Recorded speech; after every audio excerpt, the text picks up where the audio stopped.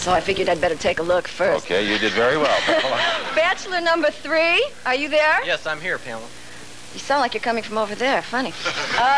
Okay, we're in the middle right now of a very, very funky, crowded disco.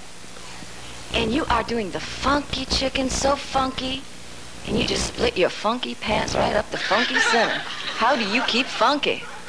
Well, by that time, Pamela, I think what would have happened would be what I call runaway hormones. Runaway hormones, huh? We both would be so excited about being with each other that I think that might take care of any catastrophe like that. But what about the split? I mean, I think I'd be a little embarrassed. Well, maybe I'd be able to find a quick patch. Would you keep your funky cool? I would keep my funky cool. All yes. right. I'm very funky. Okay, bachelor number 2.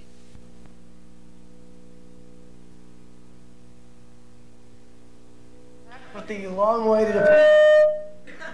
long-awaited appearance of Mr. Johnson here. But good times. Mr. Johnson, I understand you won the dating game. Is that right? Yeah. Before I answer the dating game question, though, I just want to, thank you for having me on the show. The award-winning Alex Mellor show. It's my pleasure, Mr. Johnson. Now, the question about the dating game once more. Well, I understand you were on it, and we saw that clip. Tell us, how'd you get on the dating game? Well, I tried out, and at first I didn't make it on the show. So what a surprise. So I suggested a friend of mine, and he went on, won this trip. And I remember going on the show, and I really wasn't that nervous because they had bussed in junior high school kids, middle school kids. And so when I looked out in the audience, I just saw a lot of 13, 14-year-olds. Like our audience. Well, there's a huge audience of adults. So but that was my experience. It was a great experience. And the massive TV audience at home. Yeah. Yeah, but, so you didn't win, did you? Sadly enough. Well, I mean, the other 2 people on there was like this fat guy and like this retarded guy. And I would have thought you had it in the bag. What happened? Well, I remember leaving the show, head down and everything like that, shaking my head. But it was just one of those things where I think the girl, she's a great girl. She's probably the CEO of some company. But at the time she was on the show, I think she was working, part-time at, a lingerie store or something like that. And I don't think she was in her right mind. Yeah. Her loss, not yours. You know what I think? I think so. What do you think? I think you didn't keep your funky cool. I could probably learn from you. Yeah, that's right. But, moving on. Now, folks at home, if you don't know, Mr. Johnson was my English teacher last year, and mine too. So yeah, and Conesy's 2 years ago. So tell us, how did you get into teaching, Mr. Johnson? Well, first, I just want to say you're an enormously literate person, I think, and not so much for thank you, you. Nick, but I think it's really showing right now that you read all the novels and all the books. Now, how did I get into teaching? I got into teaching. I was working at a dingy hotel downtown as a porter. No, Another big surprise. No, I got into teaching. I was actually. I went actually from sales. I used to work for IBM in sales, and I worked for a magazine called New West. And I met a lot of writers, and I became actually more interested in English and writing, and I ended up getting a master's at Pepperdine, and I sort of ended up moving towards teaching. Now, when you teach, you like to give your students a little advice on how to talk to anyone about anything. True. You use an acronym, SOFTEN. Why don't you tell us about that? Yeah. Now, before I want to preface it, but after I tell you about this acronym, and you're socially successful, you end up with more dates than you can possibly. I want you to thank me. Like you, yeah. The playboy over there. Yeah. Don't try to butter me up. You're not in my class anymore. No, okay, soften. And this goes out to the viewing audience, your huge viewing audience. That viewing audience? Yeah. And I mean, what I'm about to say right now is so important. I think you should burn incense while you're listening to this. Okay, soften. Okay, so S is for smile. This is when you meet somebody for the first time. These are the things you should be thinking of. All right, soften. Smile, open posture, things are like this, not judgmental. Close posture. Forward lean, where you're listening in, finding the other person riveting. Touch, but it has to be appropriate touch. Eye contact. and nod. So like if Nick was to launch into a You mean long, Conan? Conan was to launch into a long story, I would be nodding, showing interest, even though that would be very difficult to do. I think I should add, there's a lot of acting involved in that too. So just so I have this straight, I have a smile, open posture, Right. forward lean, Yeah. touch, Yeah. nod, and smile, and eye contact. Right. You got it. That's it. Okay, wow.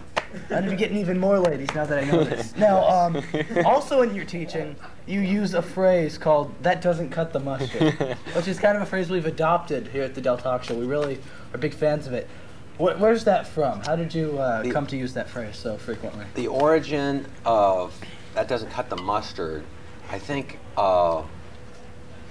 I had an Irish. I went to 2 high schools. The first high school I went to, I had an Irish Catholic guy for speech, which was really ironic because I mean he could barely handle the English language. So he had all these phrases, that doesn't cut the mustard or cut the chatter. He wouldn't say chatter. He was, that Irish bro. Yeah, he would Irish, say yeah. chatter. Chatter. So I don't know how funny that is, Chatter. but I thought I'd. Well, yeah. Introduce it. Well, we can thank you for introducing it into the public access lexicon. New teaching tools. Yeah. So now Conan earlier was telling me that when that's right, when he was in your class, they used to call you Modesto. Now I don't know if you know the origin, but I'm going to direct this question to Conan. Conan, where did that name come from? Modesto. One day, it's out of kicks, we were like, Johnson, because I always call him, I never said Mr. That's Formality. so, formal. Yeah, exactly. It's like, Johnson, what's your first name? Halfway throughout the year. And in joke, he Don't says, cover your mouth when you talk. oh, I'm sorry. That's bad, Yeah. that's bad TV. Bad TV. In joking, he says, Modesto. And ever since then, Modesto. And Mo and MJ, Yeah. Mr. Johnson, and Well, I'm gonna set this challenge to Mr. Johnson's future classes out there watching. Keep the namesake alive. Call him Modesto. Modesto. He really likes the nickname. Let's see. So in your class, I've noticed in my past year there that we saw a lot of inspirational videos. Tell us a little about those. These are of a very modest amount of time because most of the time when we were doing Hamlet and we were doing Macbeth and some other, major novels, every once in a while I would show, when I felt the energy was lagging, I would show an inspirational video. And how long were they? About 12 minutes for each About video? 12 minutes, and it used to be about like a salesman that would have some physical defect that would go door to door. I don't know if you remember that.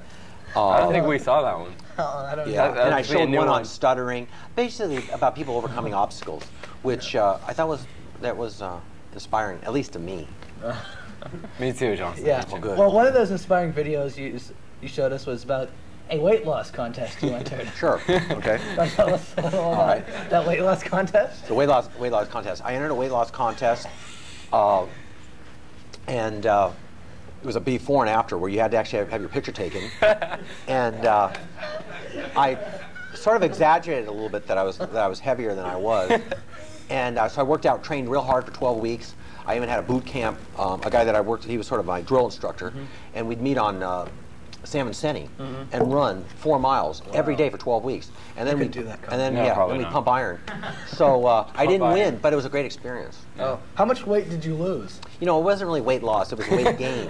How much weight did you gain? I didn't win. Okay, Adam. It was just I said it was a good experience. I didn't say there was anything. What was your motivation? My motivation was. The motivational videos. Got some of that. I guess I had never done anything like that before. Yeah. Did you get So some more this- ladies after that one? One thing How I'd do like you to do say, with the Conan. ladies?